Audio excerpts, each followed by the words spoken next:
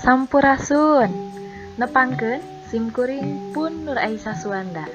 Hayu urang sasarengan diajar basa Sunda materi Biantara.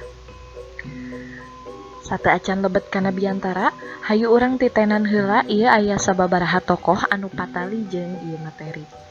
Di antarana aya Insinyur Soekarno, Bung Tomo, Raden Oto Iskandar Dinata, Aagim, Cak Nun, jeung rea-rea deui. Saha ieu tokoh teh? Tah, ieu tokoh teh disebutna orator. Atanapi jelma anu maher dina Biantara. Orator teh kitunya jelma anu maher dina nyarita atawa Biantara. Lajeng naon atuh anu disebut Biantara? Biantara teh nyaeta nyarita dihareupeun balarea pikeun nepikeun hiji maksud atawa informasi anu penting. Biantara dina bahasa Indonesia disebutna nyaeta pidato. Lajeng kana struktur atawa bagian-bagian Biantara anu dibagi jadi 3 bagian. Nyaeta aya bubuka, eusi, oge panutup. Dina bagian bubuka aya salam bubuka, doa, panghormat, puji syukur, sholawat jeung salam, oge jejer Biantara. Tah, dina salam bubuka teh mangrupa ciri. Urang rek kamimitian Biantara.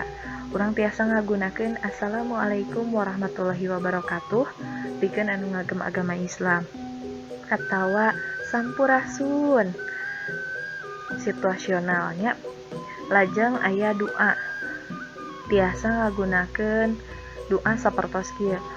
Assalatu wassalamu ala asrofil anbiya wal mursalin wa ala alihi wa sahbihi ajmain amma ba'du. Atanapi doa nu sanesna. Lajeng salam panghormat. Tah ieu penting pikeun urang mika nyaho saha-saha wae anu ngaluuhan kagiatan nalika urang cumarita di hareup. Upama di lingkungan sakola berarti aya bapak kepala sekolah, aya bapak ibu guru, aya staf tata usaha, oge sakumna siswa anu ilubiung dina kagiatan. Contoh kalimatna tiasa sapertos kieu. Bapak Kepala Sekolah SMA Negeri 2 Banjar, kersana Bapak Barnas SPD MPD hormatin simkuring, misalnya sapertos kitu. Lajeng aya puji syukur. Tah ieu puji syukur disangakeun ka Allah Subhanahu wa taala kana pirang-pirang nikmat dugi ka urang tiasa riung mungpulung dina kagiatan nalika urang Biantara gitu. Lajeng aya sholawat sinareng salam. Ieu disangakeun ka Kanjeng Nabi Muhammad sallallahu alaihi wasallam. Anu pamungkas dina bagian bubuka aya jejer Biantara. Ieu mangrupa transisi antara bubuka jeung eusi. Jadi sateuacan urang ngaberendelkeun Biantara, ngaberendelkeun eusi maksud jeung tujuan, tah ku urang ditepikeun heula jejerna naon gitu. Lajeng dina bagian eusi tangtosna urang nepikeun maksud atawa informasi naon-naon wae nu ditepikeun. Sifatna tiasa wae ngingetan, mere beja, mere pituduh, nyaram, jeung sajabati eta. Lajeng bagian panutup. Aya kacindekan, nganuhunkeun, menta dihampura, oge salam panutup. Nganuhunkeun jeung menta dihampura penting ku urang diucapkeun. Ieu ciri yen urang teh beradab. Ieu lain ngan sakur dina Biantara wungkul, tapi dina kahirupan sapopoe urang oge ulah lali kana nuhun jeung menta dihampura. Gitu. Komo deui dina Biantara bisi aya kekecapan anu mantak ngajaheutkeun hate pamiarsa atawa hadirin anu ngaluuhan kagiatan nalika urang Biantara. Lajeng anu pamungkas nyaeta salam panutup. Tadi dibuka ku salam bubuka, ayeuna ditutup ku salam panutup. Gunakeun wassalamualaikum warahmatullahi wabarakatuh. Hurip Sunda supaya langkung sumanget deui atanapi salam panutup liana. Disawang tina cara nepikeunana, Biantara teh dibagi jadi 4 metode atawa teknik. Anu kahiji aya teknik manuskrip, anu kadua teknik memoriter, anu katilu extemporan, anu kaopat impromptu. Teknik biantara nu kahiji nyaeta manuskrip atau maca naskah. Ieu teknik teh biasa digunakeun dina kagiatan biantara anu sifatna resmi atawa formal. Anu biasa ngagunakeun teknik manuskrip teh diantarana nyaeta presiden, bupati, wali kota nalika upacara. Tujuanana teh pikeun nyingkahan hal-hal anu sifatna salah ucap atawa pikeun pengarsipan. Jadi si teks biantara teh ditataharkeun tuluy dibacakeun nalika biantara. Anu kadua nyaeta teknik memoriter atawa talaran. Ieu dina proses tataharna si teksna teh disusun tuluy diapalkeun. Anu katilu nyaeta teknik extemporan atawa nyatet poin-poin pentingna wungkul. Dina ieu teknik teh urang sabada nataharkeun teksna tuluy nyiapkeun poin-poin penting atawa gurat badag anu engke rek dibawa nalika biantara. Tujuanana teh sangkan biantarana leuwih museur kana teks nu ku urang geus ditataharkeun lantaran urang geus nataharkeun poin-poin penting atawa gurat badag anu rek ditepikeun. Salajengna nyaeta aya teknik impromptu atawa dadakan. Kulantaran dadakan nya tangtuh henteu nyiapkeun teksna heula itu. Jadi saaya-aya saharitaeun urang improvisasi nepikeun gagasan jeung pikiran urang sacara ngadadak. Dina teknik impromptu oge ieu mika butuh jam terbang anu luhur. Jadi anu geus biasa nyarita mah biasana mah capetang we kitu sok sanajan ditodong harita keneh sina biantara. Unggal jalma atawa orator miboga ciri khasna sewang-sewangan, gayana sewang-sewangan atawa lagamna sewang-sewangan dina biantara. Tah di dieu dipedar aya genep lagam dina biantara. Anu kahiji aya lagam religius, anu kadua aya lagam agiator, anu katilu aya lagam didaktik, anu kaopat lagam konversasi, anu kalima lagam sentimentil, anu pamungkas aya lagam teater.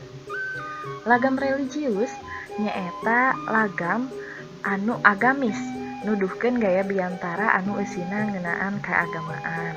Upamana wae dina kagiatan ceramah, khutbah atawa pangajian. Salajengna nyaeta lagam agiator. Lagam agiator teh nyaeta lagam biantara anu ditepikeun kalawan agresif jeung politis. Ieu udaganana nyaeta mangaruhan batur. Contohna dina kagiatan kampanye. Lajeng nyaeta aya lagam didaktik. Lagam didaktik atawa gaya atikan nyaeta gaya biantara anu eusina ngabejaan, ngajar atawa ngalatih. Biasana biantara anu ditepikeun ti saluhureun ka sahandapeun anu sifatna ngawarahnya atawa ti guru ka murid. Lajeng aya lagam konversasi. Lagam konversasi teh nyaeta lagam anu ditepikeun kalawan antare eces dientre tur ngentep seureus. Ieu kagiatan anu ngagunakeun lagam konversasi nyaeta rapat, seminar atawa riungan anu jumlahna kawatesanan. Salajengna aya lagam sentimentil. Lagam sentimentil nyaeta gaya biantara anu eusina ngajen atawa meunteun kana kaunggulan atawa kahengkeran hiji hal. Bisa wae eusina ngeunaan kabungah atawa kasedih. Biantara dina hajatan jeung kapapatenan bisa diasupkeun kana lagam sentimentil. Lajeng aya lagam teater. Lagam teater nyaeta lagam biantara kalayan make pasemon jeung lentong anu diluyukeun kana eusi biantara. Biasana anu ngagunakeun lagam teater teh nyaeta aktris atawa aktor dina kagiatan drama.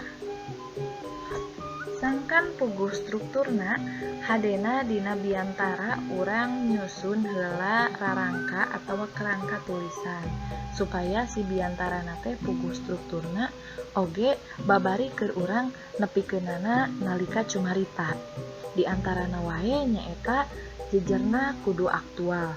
Tangtosnya jejerna kudu up to date, luyu jeung situasi sarta kondisi anu kiwari kerame dipadungdangkeun. Ulah nepi ka urang nyaritakeun hal-hal anu sifatna geus bari kitunya. Boh eta ngeunaan keagamaan, sosial budaya, ekonomi, atanapi diantara naon wae nu ku urang ditepikeun, usahakeun hal-hal anu ditepikeun ku urang teh up to date, jadi nyambung antara urang jeung pangregep gitu, atawa pamiarsa anu ngaregepkeun urang diantara. Salajengna rangkaina weweg. Sabada urang nangtukeun jejerna, urang nyusun rarangka tulisan dumasar kana struktur biantara anu tadi dipedar, saperti bubuka, eusi jeung panutupna. Salajengna eusina kudu mundel. Mundel teh padet. Jadi hartina teh kudu rea mangpaatna oge aya pulunganeunana pikeun anu ngaregepkeun. Anu pamungkas basana kudu hade, tah ieu kunci dina biantara. Biantara teh kudu mantak ngirut, sabab patali jeung seni dina nyarita. Kukituna, basa anu digunakeun kudu beunghar tur euyeuh kumamanis basa. Urang bisa nyelipkeun sisindiran, babasan jeung paribasa, quotes-quotes ti para inohong, ceuk barudak ayeuna mah kata-kata mutiara cenah. Eta bisa diselipkeun di bagian bubuka, eusi atawa panutup. Sangkan nepikeun biantarana hade tur tartib, aya sawatara hal anu kudu ku urang diperhatikeun nalika cumarita. Anu kahiji aya artikulasi, anu kadua intonasi, anu katilu wirahma, anu kaopat nada, anu kalima mimik, anu pamungkas gestur. Tah, artikulasi atawa sora anu ditepikeun nalika urang biantara teh kudu bedas, jelas, tatag, ulah gegerenyeman, sangkan biantarana kadenge ku balarea. Anu salajengna aya intonasi atawa lentong. Ieu teh logatnya ulah nepi ka urang biantara ngagunakeun bahasa Sunda tapi si logatna teh bahasa Indonesia gitu atawa sabalikna. Situasional gumantung basa nu ku urang digunakeun. Anu salajengna wirahma. Wirahma teh gancang ancana nyarita atawa dinamikana. Ulah rusuh teuing, ulah oge ngayayai teuing. Ngayayai teh lambat gitunya. Tah urang kudu bisa ngatur di mana urang kudu anca, di mana urang oge kudu gancang. Anu salajengna nada. Nada teh tarik halona sora. Ieu patali jeung rasa dina biantara anu ku urang ditepikeun. Nalika urang nepikeun hal-hal anu sifatna pikabungaheun, nya nada anu ditepikeun ku urang oge kudu bungah. Nya kitu deui sabalikna, nalika urang nyarita anu pikasedihkeun nya ekspresi urang, punten nada urang kudu pikasedihkeun oge. Salajengna mimik. Mimik teh pasemon atawa ekspresi, ieu patali jeung nada. Tadi kan nadana sedih, tah ekspresi urang oge kudu sedih. Nalika nadana bungah, ekspresi urang oge kudu bungah. Secara keseluruhan, dina biantara urang kudu ngagunakeun mimik atawa ekspresi anu bear marahmai. Sangkan si audiens atawa pangregep antusias ngadangukeun urang biantara. Anu salajengna nyaeta gestur atawa pasang peta. Ieu patali jeung gerak awak urang. Kudu efektif ulah nepi ka kaleulewihi gitu. Urang bisa ngalibatkeun tangan pikeun komunikasi jeung pamirsa. Sakitu nu kapihatur, hatur nuhun parantos ngaregepkeun.